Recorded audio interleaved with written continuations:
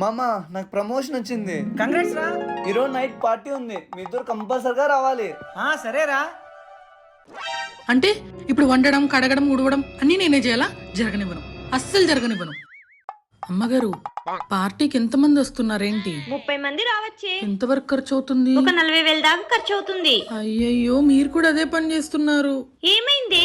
ఇంతకు ముందు వేరే వాళ్ళ ఇంట్లో పని చేస్తాంటి కదా, వాళ్ళు మీలాగే ఉన్న డబ్బంతా జల్సాలకు పార్టీలకు ఖర్చు పెట్టేశారు. వాళ్ళ ఆయనకి హెల్త్ బాగాలేక సడన్ గా చనిపోయినాడు. వాళ్ళ బంధువులు ఒక్కరు కూడా హెల్ప్ చేయలేదు. పాపం వాళ్ళు పార్టీలు చేసుకోకపోయింటే వాళ్ళ ఆయన బతికేవాడు. సర్లే, మీరు కూడా పార్టీలు చేసుకోండి అమ్మగారు.